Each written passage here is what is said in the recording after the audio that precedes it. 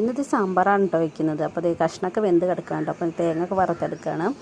കടുക്, ഉലുവ, നല്ല ജീരകം, കറിവേപ്പില എല്ലാത്തോടും കൂടി ഇട്ടിട്ടാണ് കേട്ടോ, മഞ്ഞപ്പൊടിയൊക്കെ കൂടി ഇട്ടിട്ടാണ് കേട്ടോ തേങ്ങ വറുത്തെടുക്കുന്നത്. അപ്പോൾ ഞാൻ വറക്കുമ്പോഴാണ് അനിയേട്ടനതേ നമ്മുടെ കുഞ്ഞിപ്പെണ്ണിനെയും കൊണ്ട് വന്നത് കേട്ടോ. അപ്പോൾ അനിയേട്ടനെ വറക്കാൻ വേണ്ടി നിന്നിട്ടോ. അപ്പോൾ മല്ലിപ്പൊടിയും കൂടി തേങ്ങ ഒന്ന് വറന്ന് വന്നിട്ടുണ്ടെങ്കിൽ, വറവായിട്ടുണ്ടെങ്കിൽ ഞാൻ അതിലേക്ക് മല്ലിപ്പൊടി ചേർത്ത് കൊടുക്കട്ടോ. അപ്പോൾ അങ്ങനെ തേങ്ങ വറുത്ത് കറിയൊക്കെ സെറ്റാക്കി, തേങ്ങ അരച്ചിട്ട് കറിയൊക്കെ സെറ്റാക്കി കേട്ടോ. പിന്നെ ഇതേന്ന് ദോശയാണ് കേട്ടോ, പുളിദോശ ഉണ്ടാക്കുക. അപ്പോൾ അതിലേക്ക് ചമ്മന്തി കൂടി ഉണ്ടാക്കുന്നുണ്ട് കേട്ടോ. അപ്പോൾ അതിലേക്ക് ഇത് സവാളൊക്കെ വഴറ്റി ഒരു പച്ചമുളക് ഇട്ടുണ്ട് കേട്ടോ. സവാളേനേക്കാൾ കൂടുതൽ ചെറിയ ഉള്ളി ഉണ്ടെങ്കിലാണ് കേട്ടോ ടേസ്റ്റ് ഉണ്ടാവുക. അപ്പോൾ എൻ്റെ അടുത്ത് ചെറിയ ഉള്ളി ഇല്ല, അപ്പോൾ ഞാൻ സവാള ഇട്ടാണ് ഉണ്ടാക്കുന്നത്. അപ്പോൾ അതിലേക്ക് ഇതൊരു പച്ചമുളകും തക്കാളിയും കൂടി ചേർത്തിട്ട് നന്നായിട്ട് വഴറ്റിയെടുത്ത് മഞ്ഞൾപ്പൊടി, മുളക് പൊടി, ഉപ്പും കൂടി ചേർത്തിട്ടൊന്ന് വഴറ്റിയെടുക്കുക.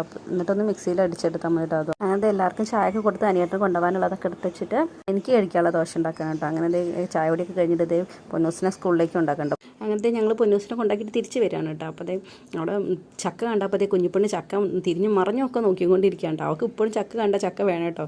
ഏട്ടനെ കൊണ്ടാക്കി ക്ഷീണം മാറാതെ ഞങ്ങൾ കിടക്കുകയാണ് കേട്ടോ. അപ്പോൾ നമ്മുടെ ഇന്നത്തെ കുഞ്ഞു വീഡിയോ ഇത്രയേ ഉള്ളൂ.